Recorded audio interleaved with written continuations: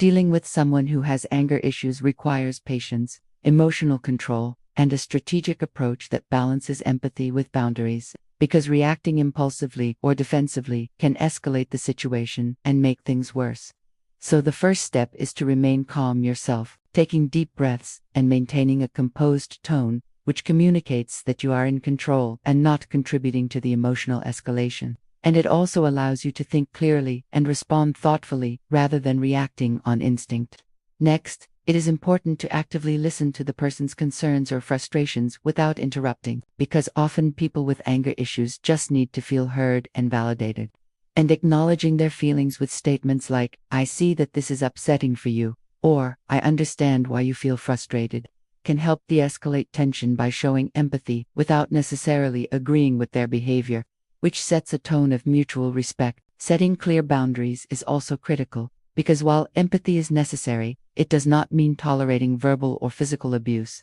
So calmly communicate what behavior is acceptable and what is not, such as saying, "I want to talk about this, but I cannot continue the conversation if there is yelling or calling." And maintaining consistency and enforcing those boundaries teaches the person that while their emotions are valid, their actions have consequences. Offering options for problem solving rather than assigning blame can also reduce anger, because people often feel powerless or misunderstood when angry, so framing conversations around solutions, compromise, or next steps gives them a sense of control and focuses energy on productive outcomes rather than destructive venting. And when possible, giving them space to cool down before discussing sensitive topics prevents impulsive reactions and allows rational thought to return, which benefits both parties. Additionally, understanding potential triggers, such as stress, lack of sleep, or feeling disrespected, can help you anticipate and navigate situations more effectively, while encouraging the person to seek professional help, such as therapy. Anger management programs, or stress reduction techniques, supports long-term improvement by addressing the root causes rather than just the symptoms.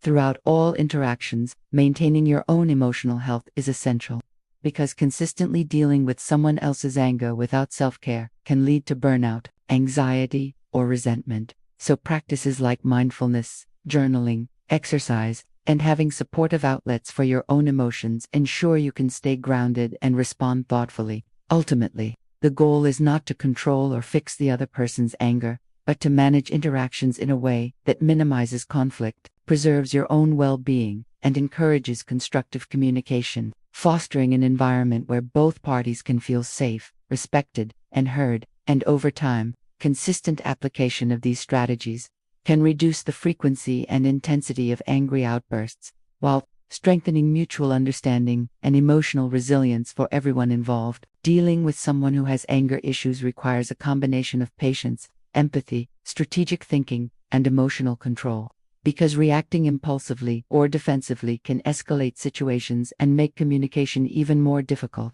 So the first step is to remain calm yourself, taking deep, steady breaths and maintaining a neutral tone of voice, which helps signal to the other person that you are composed, in control, and not feeding into the emotional escalation, while also allowing you to think clearly and respond thoughtfully rather than reacting on instinct. Active listening is essential, as people with anger issues often feel unheard or misunderstood, and simply acknowledging their emotions with statements like, "I see that this is upsetting for you," or "I understand why you feel frustrated," can help de-escalate tension, showing that you respect their feelings without necessarily agreeing with their behavior. Setting and maintaining clear boundaries is critical because empathy does not mean tolerating verbal or physical abuse. So calmly communicate what behavior is acceptable and what is not. For example, "I want to discuss this, but I cannot continue the conversation if there is yelling or name-calling," and consistently enforcing these boundaries teaches the individual that while their emotions are valid, their actions have consequences, and it also protects your own mental and emotional well-being.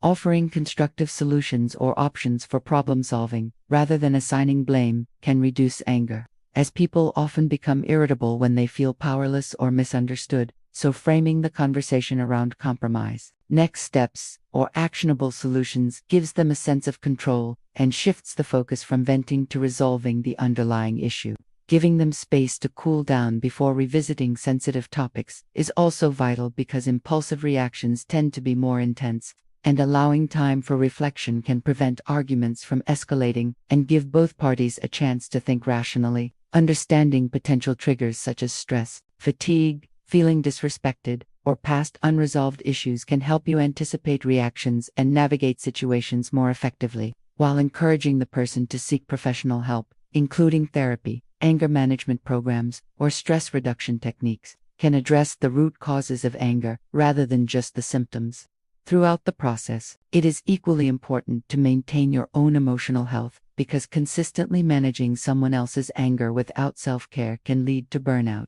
anxiety, resentment, or even avoidance behaviors. So practices like mindfulness, journaling, exercise, and having supportive outlets for your own feelings are essential to staying grounded and responsive. Ultimately, the goal is not to control or fix the other person's anger, but to manage your interactions in a way that minimizes conflict, preserves your own well-being, and fosters an environment of mutual respect and constructive communication. And over time, consistent application of these strategies can reduce the frequency and intensity of angry outbursts, help the other person feel heard and supported, and strengthen resilience, understanding, and emotional stability for both individuals involved. Creating a healthier dynamic where emotions are expressed safely, problems are addressed effectively, and relationships can thrive despite the challenges of anger issues. Dealing with someone who has anger issues is one of the most challenging interpersonal experiences anyone can face, and it requires a deep combination of patience, emotional intelligence, empathy, self-control, and strategic thinking, because when someone is prone to anger, any small trigger can escalate into a heated confrontation, and responding impulsively or defensively can make matters significantly worse. So the first and arguably most important step is to cultivate your own inner calm before engaging with the individual, using techniques such as slow, deep breathing, grounding exercises, or even momentary physical breaks to center yourself, because staying composed communicates to the other person that you are not reactive and that you are able to handle the situation thoughtfully, which in turn reduces the likelihood of an immediate emotional eruption. And this internal preparation also gives you the clarity to respond logically rather than emotionally, avoiding statements or actions that could unintentionally provoke the other person. Active listening is another critical component, because people with anger issues often feel misunderstood, ignored, or invalidated, and simply allowing them to express themselves without interruption can provide an outlet for the pent-up frustration they are carrying.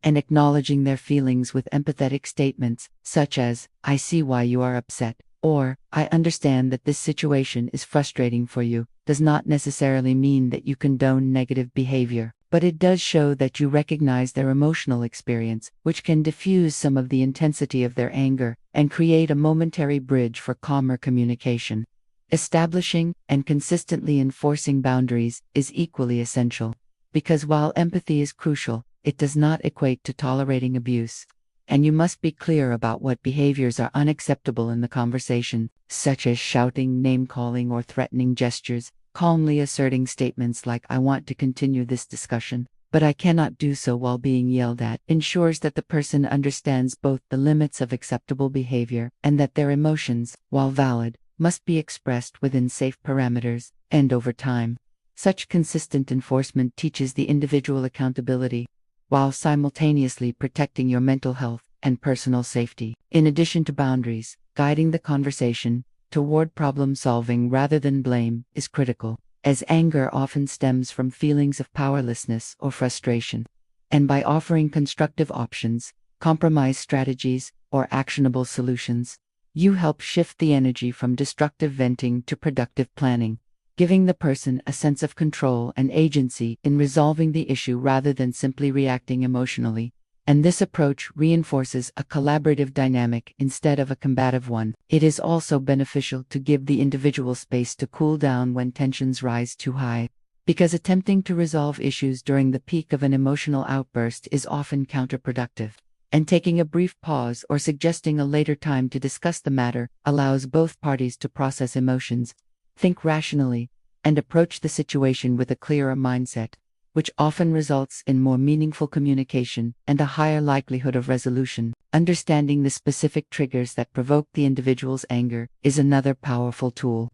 because identifying patterns such as stress, fatigue, feeling disrespected, past unresolved conflicts, or environmental stressors enables you to anticipate reactions and adjust your communication or timing accordingly, which can prevent unnecessary confrontations and facilitate smoother interactions, and when possible, encouraging the person to seek professional help, such as counseling, therapy, or anger management programs, provides long-term solutions by addressing the root causes of anger rather than merely reacting to symptoms, helping them develop healthier coping mechanisms, emotional regulation skills, and strategies for expressing feelings constructively. While engaging with someone with anger issues, it is paramount that you also care for your own emotional and mental well-being, because continuously managing someone else's anger without self-care can lead to burnout, emotional exhaustion, resentment, anxiety, or avoidance behaviors, which only exacerbate the interpersonal tension. And by maintaining personal practices such as mindfulness,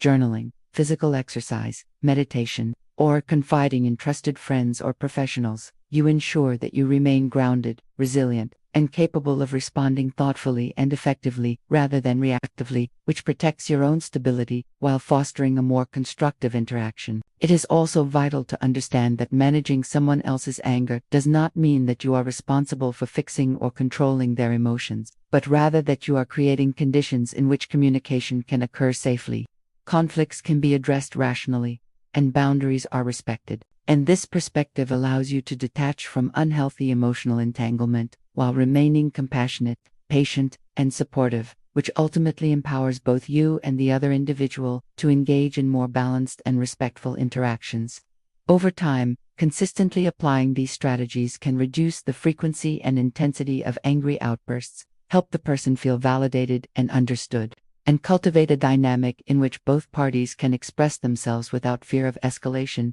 creating an environment where dialogue, problem-solving, and mutual respect are the norms, and in doing so, relationships can be maintained or even strengthened despite the challenges of anger issues. Because when anger is approached with structure, empathy, and boundaries, it transforms from a purely destructive force into an opportunity for growth, learning, and emotional resilience, teaching both individuals the value of patience, communication, self-awareness, and the importance of maintaining personal well-being. Additionally, integrating long-term strategies such as recognizing early warning signs, developing preemptive calming techniques, setting expectations for future interactions, and reinforcing positive behaviors through acknowledgement and reinforcement can further enhance the effectiveness of your approach, because it teaches the individual that positive communication is not only acceptable but preferable, and it provides them with tangible tools for managing their emotions in future situations, creating a cycle of learning,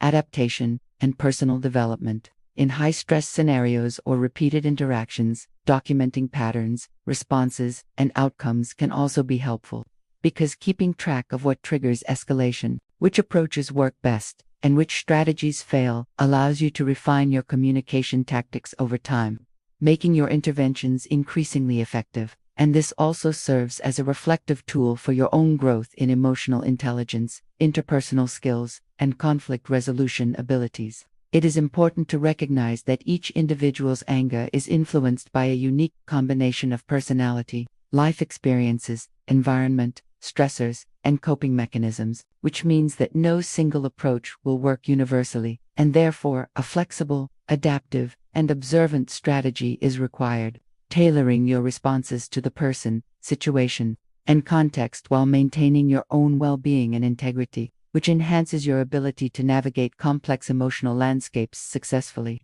Ultimately, the goal of dealing with someone with anger issues is to foster a sustainable and respectful communication environment, to minimize conflict, to protect your own emotional and physical safety, to provide constructive support when possible, and to empower the other person to express their feelings in ways that are safe, accountable, and productive. And by practicing patience, empathy, active listening, clear boundary setting, problem-solving orientation, self-care, awareness of triggers, and professional support encouragement, it is possible to cultivate an interaction dynamic that is healthier, safer, and more emotionally balanced, offering opportunities for both parties to grow, learn, and maintain relationships even under challenging circumstances, while transforming what may initially feel like purely negative and volatile situations into potential pathways for emotional resilience, improved communication skills, and personal development for both individuals involved.